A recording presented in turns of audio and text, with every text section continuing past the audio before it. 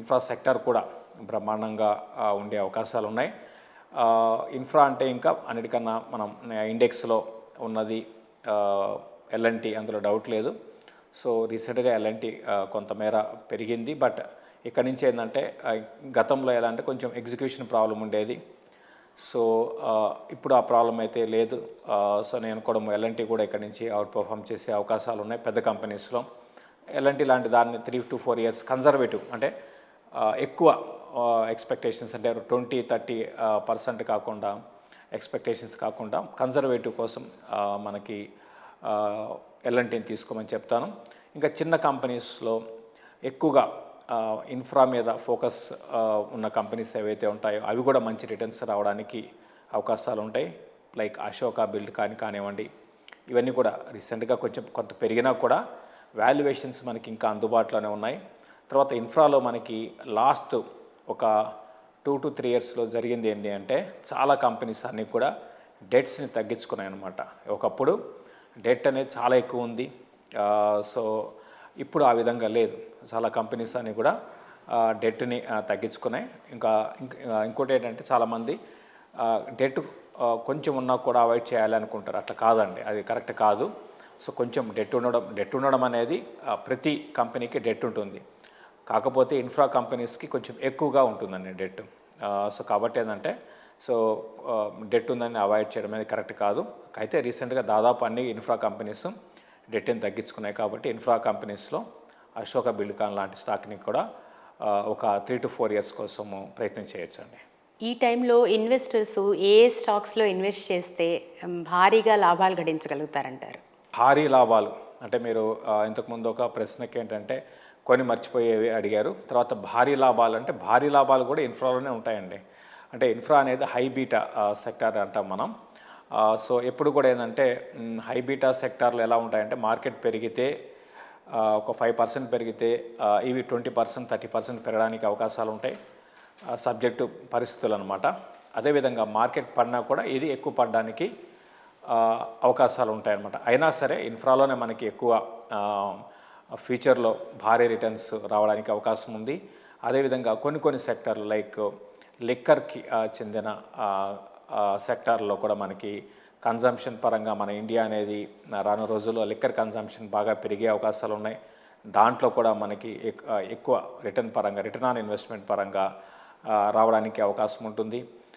దీంతోపాటు కొన్ని కంపెనీస్ అంటే మొనోపలీలో ఉన్న కంపెనీస్ ఏవైతే ఉంటాయో వాటిలో కూడా మనకి ఎక్కువ రిటర్న్స్ రావడానికి అవకాశం ఉంది. తర్వాత న్యూ ఏజ్ కంపెనీస్ అంటాము, అంటే technology based new age companies ఏవైతే ఉన్నాయో రీసెంట్గా జొమాటో ఇవన్నీ పెరిగిపోయినాయండి. కాకపోతే ఏంటంటే ఏది చెప్పాలన్నా కూడా ప్రస్తుతం ఏంటంటే అన్నీ పెరిగిపోయి ఉన్నాయి.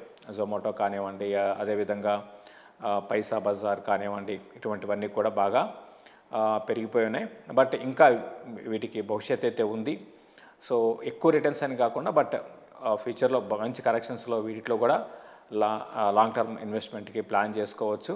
బట్ ఎక్కువగా రిటర్న్స్ పరంగా చెప్పాలంటే అటు ఇంజనీరింగ్ అండ్ మ్యానుఫ్యాక్చరింగ్ సెక్టర్ నుంచి కూడా మనం మంచి రిటర్న్స్ కరెంట్ లెవెల్స్ నుంచి మనం నెక్స్ట్ ఒక అట్లీస్ట్ 3 to 4 years ఎక్కువ రిటర్న్స్ రావడానికి అవకాశం ఉందండి.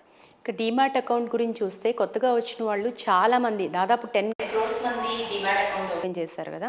వాళ్ళందరూ ఒక కంపెనీలో ఇన్వెస్ట్ చేయాలంటే ముందు మీరు ఏం సలహా ఇస్తారు?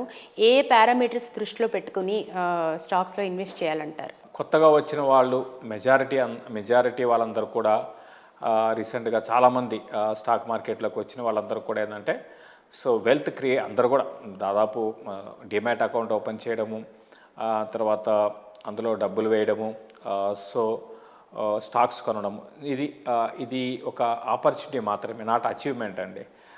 సో అచీవ్మెంట్ ఎప్పుడు జరుగుతుంది అంటే మనం సక్సెస్ అయినప్పుడు, ఇన్వెస్ట్మెంట్ మనం చేసి అది సక్సెస్ అయినప్పుడు అది అచీవ్మెంట్ అవుతుంది. కాబట్టి ఏంటంటే ప్రతి ఒక్కరు కూడా తెలుసుకోవాల్సింది.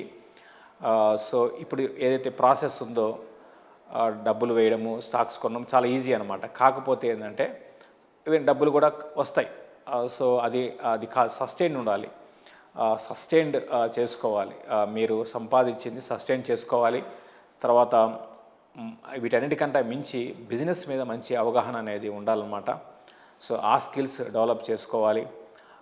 బిజినెస్ రిలేటెడ్ ఏవైతే ఉంటాయో మనకి daily news papers economic times కానివ్వండి, మింట్ కానివ్వండి, ఇటువంటివి బిజినెస్ రిలేటెడ్వి చూడడము, తర్వాత ఎకానమీలో మార్పుల్ని గమనించడము, తర్వాత మన చుట్టూ ఉన్న పరిస్థితులు ఎలా ఎలా ఉంటున్నాయి ఏంటి, సైకాలజీ కూడా చాలా ఇంపార్టెంట్ అనమాట.